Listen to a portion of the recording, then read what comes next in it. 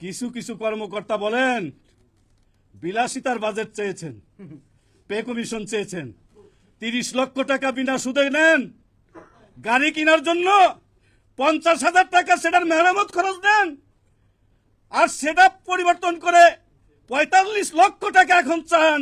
সেটা বিলাসিতা হয় না?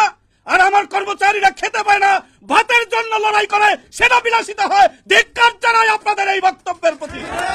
আমরা রাষ্ট্রের কর্মচারী, জনগণের সেবা প্রদান করি।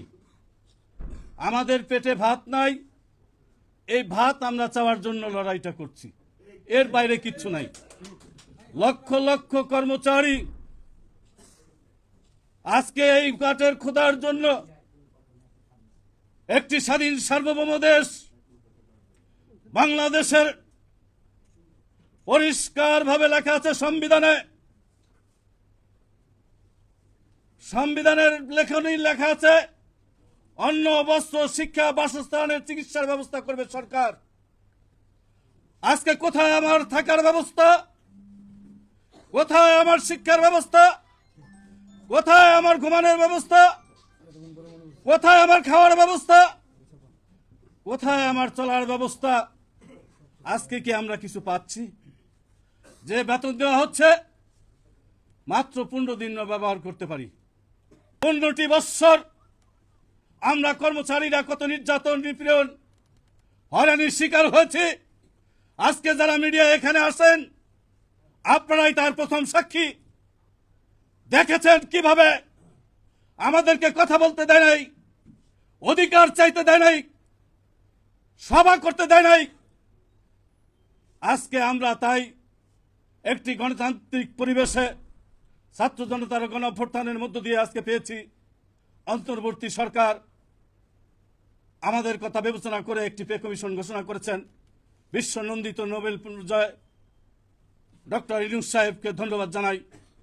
আর আপনি শান্তিপ্রিয় হয়ে আমাদের পে কমিশন বাস্তবায়নের জন্য সমস্ত যারা কাজ করেছে পে কমিশনে দীর্ঘদিনে তাদের কাছে নির্দেশ নিয়ে সেই সুপারিশ নিয়ে অবিলম্বে বাস্তবায়ন করবেন, শান্তি করবেন বাংলার 18 কোটি কর্মচারীদেরকে। আমরা তো এটাই চাই, এর বেশি তো কিছু চাই নাই। আজকে একজন রিক্সাওয়ালা যদি শুনে যে একজন সরকারি কর্মচারী আসছেন তিনি মাত্র 8,050 টাকা পায়, আর একজন গার্মেন্টসের শ্রমিক তিনি 12,500 টাকা তার বেসিক পায়। চিন্তা করতে পারেন আজকে আমরা কিসের ডাক দিয়েছি? আমরা তো কোনো মারামারির জন্য না, কোনো শত্রুতা না আমাদের মধ্যে। আমরা সকলের ঐক্যবদ্ধভাবে আজকে সরকারি প্রশাসনগুলো ধ্বংস করে দিচ্ছে, আউটসোর্সিং এর ব্যবসা চালু করে দিয়ে কোটি কোটি হাজার হাজার কোটি টাকা লুটপাট করছে একটা শ্রেণীর মানুষ। আউটসোর্সিং কর্মচারীরা দীর্ঘদিন রাজপথে আন্দোলন করলো, এখনো আন্দোলন করে। তারা এখনো কত ছোট্ট একটা দাবি দিয়েছে যে আমাদের স্ব প্রতিষ্ঠানে নিয়োগ প্রদান করতে হবে। ওই রক্ত চুষে যারা রক্ত চুষে আমাদের ওই আউটসোর্সিং কর্মচারীদেরকে সেটা বন্ধ করার জন্য তারা বলেছে ডক্টর ইউনূস সাহেব আপনি নোবেল পেলেন শান্তিতে, এই কথাটুকু কি আপনার মেমোরিতে ঢুকে না যে কারা এই গরিব মানুষগুলির রক্ত চুষে? তাদের রক্ত চুষা বন্ধ করে দেই একটি কলমের খোঁচায়। কেন এতদিন লাগবে? আজকে 18 লক্ষ কর্মচারীরা রাজপথে কেন মিছিল করবে? আপনি এমন একজন অভিজ্ঞ লোক, সারা বিশ্বের নন্দিত নেতা, কেন মানুষ মিছিল করবে আপনার বিরুদ্ধে? কেন আপনার সরকারের সময় আমাদের মহাসমাবেশ করতে হবে? দুর্ভাগ্য এটার ভিতরে জড়িত আছে কারা? আজকে খালেক ভাই বলে গেছে আমরা কি খালি কর্মচারীদের নেতা? আমরা সারা বাংলাদেশের ডিসির বেতন বাড়াই, এসপির বেতন বাড়াই, সচিবের বেতন বাড়াই, সমস্ত আমলাদের বেতন বৃদ্ধি করি। আমাদের আন্দোলনের ফসল নেয় তারা। একবার কি বিবেচনা হয় না? একবার কি মনে করতে চান না যে আমাদের সন্তানেরা এইভাবে লড়াই করলো আর আমাদের ভাগ্য খুলে গেল, তাদের বন্টনটা একটু ঠিক মতো করি? এত কৃপণতা কেন করেন? তাই হুঁশিয়ার করে দিতে চাই, অনেক সহ্য করেছে কর্মচারীরা।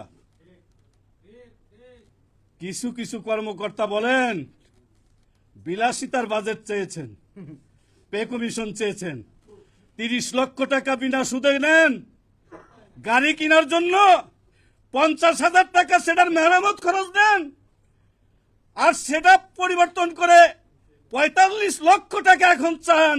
সেটা বিলাসিতা হয় না? আর আমার কর্মচারীরা খেতে পায় না, ভাতের জন্য লড়াই করে, সেটা বিলাসিতা হয়? ধিক্কার জানাই আপনাদের এই বক্তব্যের প্রতি। পরিষ্কার বলে দিতে চাই, যদি বাঁচার মতো কর্মচারীরা বাঁচতে না পারি, যদি খেতে না পারি, যদি সন্তানকে লেখাপড়া না করাতে পারি, তাহলে অনেক যুদ্ধ আমরা করেছি। আমরা ভিতরে বাইরে অধিদপ্তর সচিবালয় একবার লিয়াজো কমিটি করে আজকে যারা নেতৃবৃন্দ আছেন, ওই কমিটিতে আমি হান্নান ছিলাম। আমাদের সেলিম ভাইয়ের নেতৃত্বে এরশাদ সাহেব অনেক চোখ গরম করেছিলেন। সৈয়দ মহিউদ্দিন সাহেবকে নিয়ে আমরা চ্যালেঞ্জ করেছিলাম সেদিন। খালেক ভাই সেদিন আমাদের সাথে ছিলেন।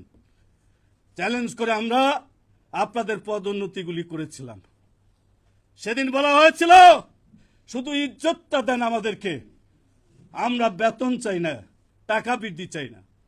আর আমাদের বাইরে সচিবালয়ের বাইরে 3 মাসের মধ্যে সেটা দিয়ে দিবে।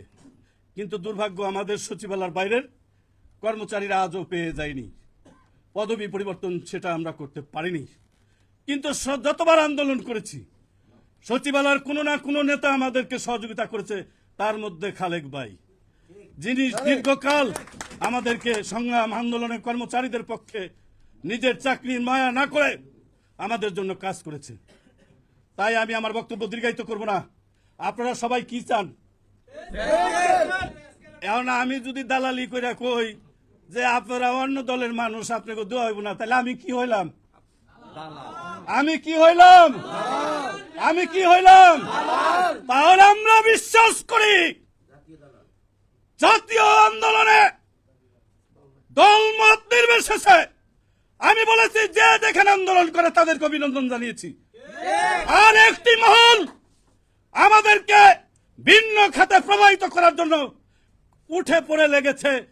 কখন লেখে আন্দোলন স্থগিত করেছে, কখন লেখে অমুক দলে জয়েন করেছে, কখন লেখে অমুকটা করেছে।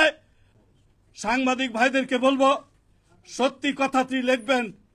আমরা রাষ্ট্রের কোনো বিরোধিতা না করে আমরা আমাদের পেটের ক্ষুধার জন্য লড়াই করছি।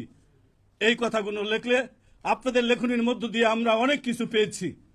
আমি আজ 40 বছর এই সংগঠন করি, আজও আপনারা ধরে রেখেছেন। আপনাদের কাছে আসি, আগামী দিনেও আসবো। শুধু বলবো, সবাইকে ইজ্জত করে কথা বলবেন। যারা আছেন, সিনিয়রকে সম্মান করবেন, জুনিয়রকে মায়া করবেন। সংগঠনের সবাই দলমত নির্বিশেষে সবাই ঐক্যবদ্ধ থাকবেন। আমাদের দেশে দেখবেন, একটা কাক যদি কোথায় মারা যায়, হাজার হাজার কাক চিৎকার করে, কিন্তু একজন কর্মচারী বিপদে পড়লে আরেকজন কর্মচারী পাশ কাটিয়ে চলে যায়, তাকে দেখতে চায় না। এই অভ্যাস পরিবর্তন করেন। আমরা সবাই এক জাতি, সমস্ত কর্মচারী ভাই ভাই। আমরা একজন বিপদে পড়লে সমস্ত লোক ঝাঁপিয়ে পড়বো। ইনশাআল্লাহ আপনারা ভালো থাকবেন।